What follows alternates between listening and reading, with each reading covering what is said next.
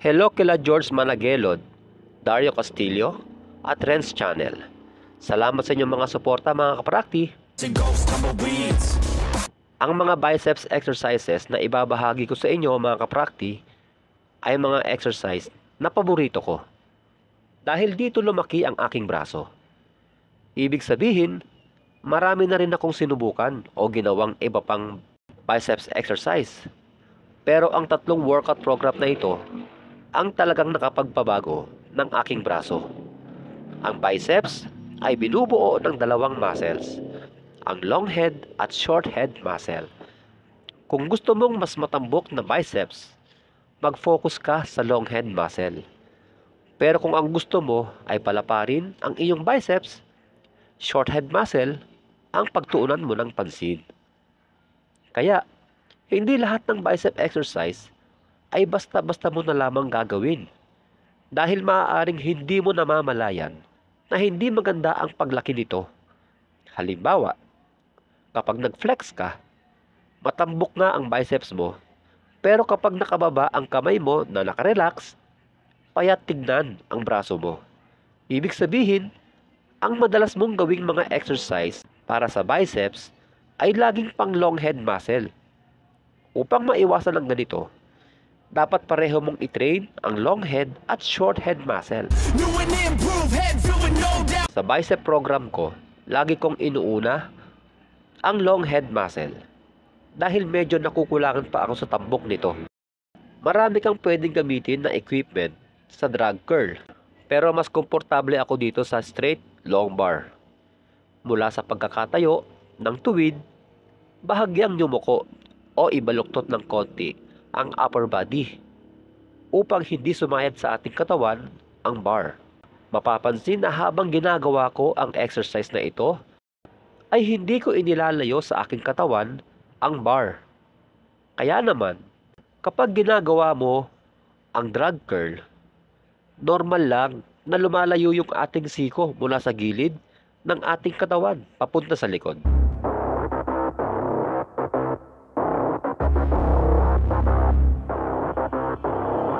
Ibang-iba ito sa barbell curl.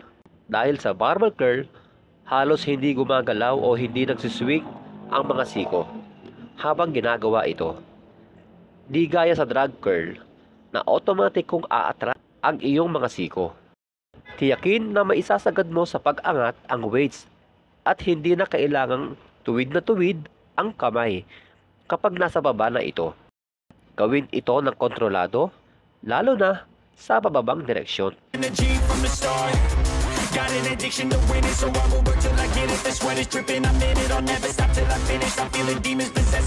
Sa seated cable curl, short head muscle naman ang target natin para lumapad ang ating biceps. Gamit ang short bar attachment mula sa cable machine, humakbang ng isa paatras at umupo ng ganito.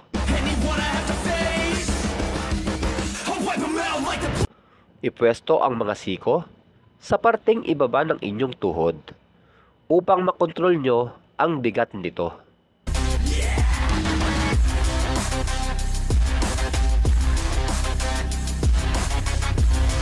Mula sa starting position, hatakin ang weights sa pinakasagad mong magagawa upang mag-contract o mapiga ang mga muscles. Habang dahan-dahan namang ibabalik sa starting position ang weights nang hindi ilalak ang mga siko o hindi dapat tuwid na tuwid ang kamay.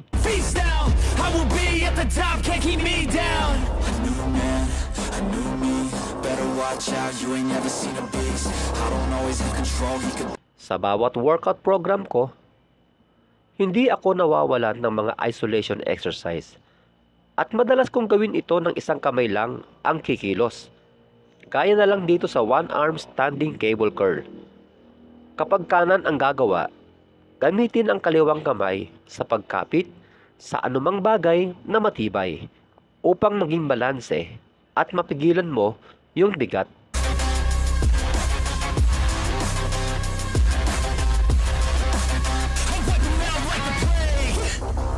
Huwag niyong gawin o huwag ipwesto ang kamay sa gilid ng inyong katawan o nakapwesto ang inyong kamay ng 90 degrees mula sa inyong harap.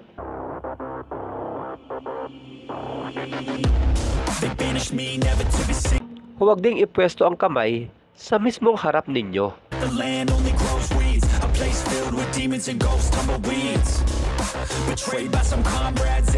Sa halip, 45 degrees dapat ang sukat nito mula sa inyong harapan, na gaya ng inyong makikita sa video.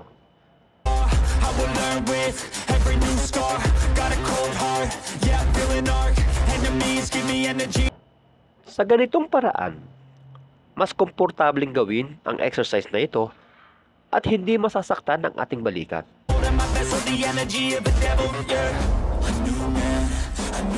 Mula sa starting position, hilahin ang weights sa pinakasagad mong magagawa para sa muscle contraction at dahan-dahan namang ibalik sa starting position nang hindi ilalak ang siko o hindi dapat ito tuwid na tuwid.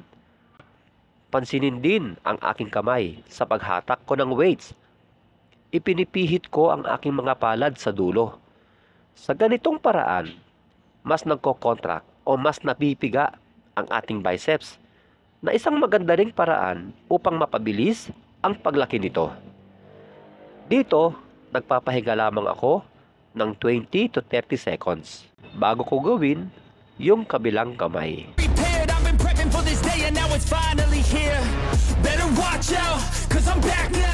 Pagdating sa biceps, hanggang 3 exercises lang talaga ako. Dahil sa tuwing back workout natin, ay nasasapul pa rin naman ang ating biceps. Gumagawa ako dito ng 5 sets. Kabilang dyan ang isang warm-up set at 10 to 12 reps. Kapag ginaganahan, ginagawa kong drop set ang huling set sa bawat exercise.